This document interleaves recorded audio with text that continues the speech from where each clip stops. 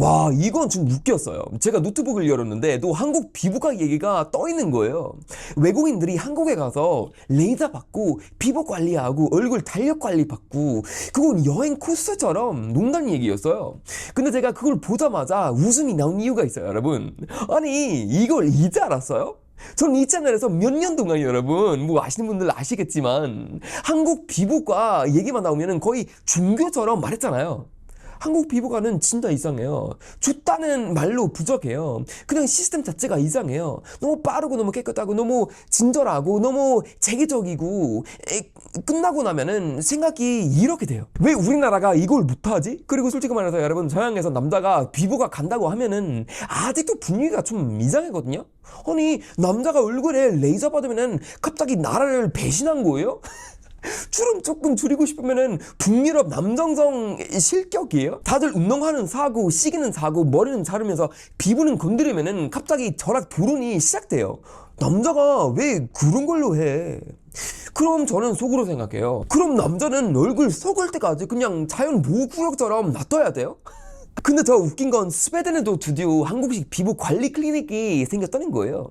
한국 분이 운영하는 곳인데 보톡스, 필러, 레이저, IPL, 피부 달력 관리 이런 걸 한국식으로 하거든요. 스웨덴에서 여러분 이게 저한테 되게 신기했어요. 왜냐면 제가 한국에 살 때는 이게 너무 당연했었거든요. 뭐 강남 가면 있고 압구정에 가면 있고 예약하고 가면 되고 상담 받고 시술 받고 끝나면은 커피 마시러 가고 그냥 일상처럼 흘러가요. 근데 스웨덴에서는 이게 아직도 약간 비밀 작전 같아요. 남자가 가고 싶어도 괜히 주변 눈치를 봐요. 자기가 범죄를 계획하는 것도 아닌데 목소리가 작아져요. 저한테 아는 친구가 있어요. 스웨덴 친구인데 정말 착하고 조용한 사람이거든요. 그 친구가 저한테 갑자기 전화를 해가지고 야 엘리야 너 한국말 할 줄 알지? 저는 속으로 이제 알았냐 생각했었거든요. 제가 몇 년째 한국어로 영상을 찍고 있는데 사람을 보고 싶은 것만 봅니다. 그 친구가 제 영상을 보다가 한국 피부과 얘기를 봤대요. 그리고 진짜 조심스럽게 저한테 물어봐가지고 야 헨리야 나도 한국 가서 피부과 가보고 싶은데 어디로 가면 돼? 그 말이 너무 귀여운 게 목소리가 거의 불법 입국 상담하는 사람처럼 작아서거든요. 그래서 제가 물어봤죠. 야, 뭐 하고 싶은데? 그랬더니 IPL 레이저도 받아보고 싶고 보톡스 조금 해보고 싶고 피부 상담도 받아보고 싶대요.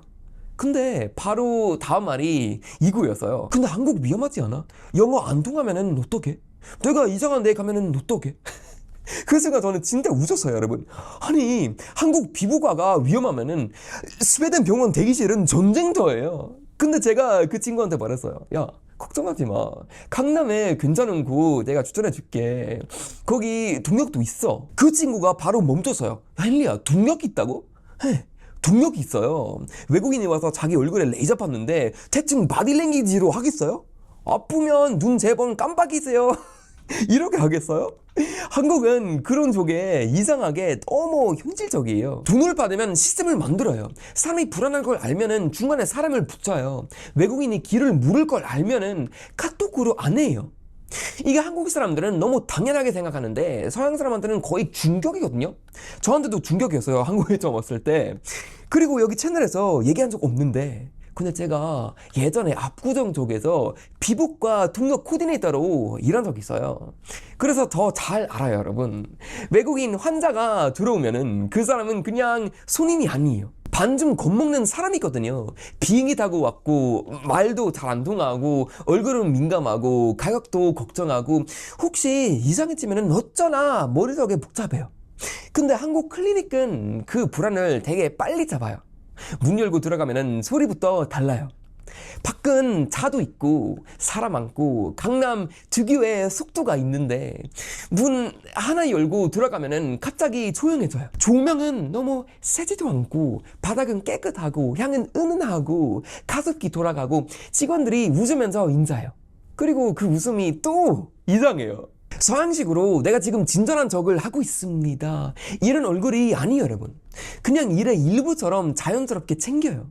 제 친구가 한국 도착하자마자 공항에서 저한테 전화해가지고 목소리가 이미 달라졌어요, 여러분. 이거는 진짜예요. 헨리야, 공항이 미쳤어. 움직이는 3D 그림 같은 것도 있고 편의점도 있고 너무 깨끗해. 저는 또 속으로 생각해서요. 아, 그래, 이제 시작이다. 한국은 항상 공항에서 먼저 사람을 당황하게 하는 거예요. 외국인은 아시아 여행 생각하고 오는데 도착하자마자 미래 도시에 내려버린 느낌이 나는 거예요. 그 친구가 다음날 제가 추천한 강남 클리닉에 갔어요. 그리고 몇 시간 뒤에 여러분 저한테 메시지가 왔어요. 헨리, 나 지금 충격받았어.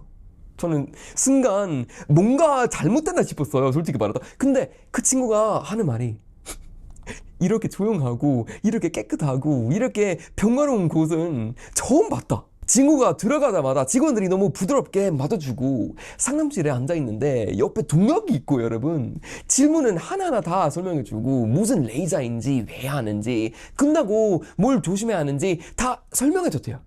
그 친구가 말했어요. 헨리야, 나를 왕처럼 대해줬어. 저는 그 말이 웃기면서도 조금 마음이 이상했어요. 왜냐면 한국 사람들이 이런 서비스를 받으면서도 가끔 너무 쉽게 넘겨요. 아, 친절하네, 아, 빠르네, 아, 깨끗하네. 근데 외국인은 그걸 보고 세계관이 흔들립니다. 그 친구는 IPL 레이저도 받고 보톡스 조금 맞고 다른 관리도 받았어요.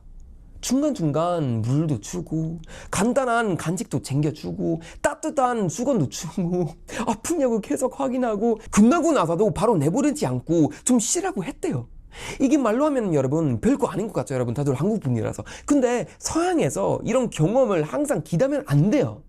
거기는 돈을 내도 가끔 내가 방해하는 사람처럼 느껴질 때가 많아요.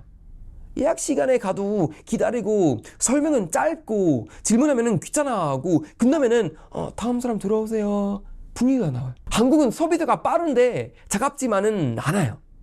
이게 진짜 이상한 조합이에요. 빠르면 보통 차갑고 친절하면 보통 느린데 한국은 둘 다 잡으려고 해요. 그래서 사람을 더 당황하게 만들어요. 끝난 뒤에 클리닉에서 그 친구가 예약한 호텔까지 챙겨줬대요. 차로 데려다 주고 호텔 잘 들어갔는지 방에 문제 없는지 몸은 괜찮은지 확인했대요. 근데 진짜 장면은 그날 밤에 나와서요. 왼쪽 얼굴이 조금 아팠대요. 심각하게 아픈 게 아닌데 처음 해보는 시술이니까 무섭잖아요. 그래서 전화를 할까 말까 계속 고민하고 있었대요. 근데 그 순간에 여러분 클리닉에서 먼저 전화가 온 거예요. 그냥 홍보 전화가 아니에요. 확인 전화였어요. 괜찮으세요? 통증은 없으세요? 불편한 건 없으세요? 걱정되는 거 있으면 말씀해주세요. 그런 식으로 말했는데 그 친구가 그 전화를 받고 갑자기 울었대요. 진짜로 울었어요, 여러분. 스웨덴 남자가 혼자 호텔 방에 앉아서 얼굴에 레이저 받고 한국 직원 전화를 받고 울었어요. 이 장면을 보면은 무슨 드라마 마지막 회 같죠. 근데 저는 그 마음을 알아요, 솔직히 말해서. 그건 피부 때문에 운 게 아니에요, 여러분. 그건 쟁김 때문에 운 거예요. 낯선 나라에서 말도 완벽하게 안 통하고 혼자 있고 몸은 조금 불편하고 전화를 할지 말지 고민하고 있는데 상대가 먼저 물어봐 준 거예요. 괜찮으세요? 서양에서는 이 한마디가 생각보다 비싸요. 돈으로도 잘 안 나올 때가 있어요. 그 직원은 동료 직원도 아니었다고 해요. 영어를 엄청 잘하는 것도 아니었대요. 그냥 확인하려고 전화한 거예요. 그런데 그 친구가 영어로 막 설명하고 감동받았다고 말하고 어떻게 리뷰 남기면 되냐고 묻고 둘이 말이 완벽하게 통하지 않은데 결국 웃으면서 통화가 끝났대요. 이게 한국의 이사가는 힘이에요, 여러분. 완벽한 영어보다 사람이 먼저 느껴질 때가 있어요. 고급 인테리어보다 누가 나를 놓치지 않고 있다는 느낌이 더 세요. 그 친구는 떠나기 전에 그 클리닉 부자 사람들한테는 고치랑 아이스크림을 사갔어요. 그 친구가 저한테 말해가지고, 야, 헨리야, 나는 한국을 완전히 다르게 생각하게 됐어요. 이 말이 여러분, 저는 되게 그게 들렸어요. 왜냐면 많은 외국인들이 한국을 머릿속에 이상하게 상상해요. 위험할까봐 무섭고 언어가 안 통할까봐 무섭고 문화가 닫혀있을까봐 무섭고 나를 이상하게 몰까봐 걱정돼서 무서운 거예요. 근데 막상 와서 이런 경험을 하면은 그 이미지가 한번 깨져요. 한국은 완벽한 나라가 아니에요, 여러분. 오해하지 마세요. 근데 저도 그거 알아요. 압박도 세고 외모 기준도 빡세고 사람들이 비교도 많이 하고 피부과 문화도 때로는 사람을 너무 외모에 물어놓을 때가 있어요. 그 불편함은 분명히 있어요, 여러분, 한국에서. 근데 저는 그걸 모르는 척 하고 싶진 않아요. 근데 동시에 한국의 이 클리닉 문화 안에는 서양이 잃어버린 게 있어요. 일을 빨리 처리하는 능력, 손님을 불안하게 두지 않은 감각, 문제를 미리 예상하는 습관, 그리고 사람이 낯설어 할 때 조금 더 챙겨주는 손길. 외국인한테는 한국 사회 전체의 첫인상 될 수 있어요. 근데 제 친구는 밤 8시에 걸려온 그 전화 때문에 한국을 못 잊게 된 거예요. 여러분, 생각해 보세요. 한국이 외국인한테는 남기는 진짜 충격은 가끔 금콩물은 아니에요. 내가 불안할 걸 미리 알고 있던 것. 이런 작은 장면이에요, 여러분. 그리고 여기서 제가 하고 싶은 말이 딱 있어요. 한국 사람들은 이런 걸 너무 쉽게 버리면 안 돼요. 서비스 측 힘든 건 알아요. 진작 손님도 많고 일은 빡세고 감정 노동도 심하고 우술하고 강요받은 문화도 분명히 문제예요. 그건 고쳐야 여러분, 오해하지 마세요. 근데 그걸 고친다고 해서 한국의 섬세함까지 없으면 안 돼요. 사람을 챙기는 감각까지 그냥 귀찮다로 바뀌면 안 돼요, 여러분. 서양은 이미 많은 곳에서 그걸 잃었어요. 모든 게 매뉴얼이 됐고, 모든 게 책임 회피가 됐고, 모든 게 그건 제 일이 아닌데요. 사람은 시스템 안에서 사라지고 번호표만 남아요. 한국이 그 길을 따라가면은 정말 아까운 걸 잃는 거예요. 한국 피부과가 대단한 이유는 그냥 레이저 기계가 좋아서가 아니에요. 그냥 화장품이 유명해서가 아니에요. 그 안에 속도, 청결, 기술, 진절, 불안을 읽는 능지, 그리고 사람을 끝까지 확인하는 습관이 같이 들어있기 때문이에요, 여러분. 제 친구가 한국을 못 읽는 이유도 얼굴이 조금 좋아져서가 아니에요. 그 사람은 자기가 낯선 외국인이 아니라 한 사람으로 대접받았다고 느낀 거예요. 그게 진짜 무서운 경쟁력입니다, 여러분. 한국은 가끔 자기 장점을 너무 작게 봐요. 아, 헨리야, 그냥 서비스잖아. 그냥 전화 한 통 있잖아. 그냥 친절한 거잖아. 여러분, 아니에요. 외국에서 살아보면은 알아요. 뭐 모르시는 분들 모를 수도 있는데 그 금량이 제일 비쌉니다. 그리고 한번 잃으면은 돈으로 다시 사기 너무 어렵습니다. 한국 피부과 때문에 외국인이 한국을 못 잊는 이유요? 피부가 그냥 좋아져서만은 아니에요. 낯선 나라에서 누군가 나를 끝까지 챙겨줬다는 기억은 레이저 자국보다 훨씬 오래 남아요.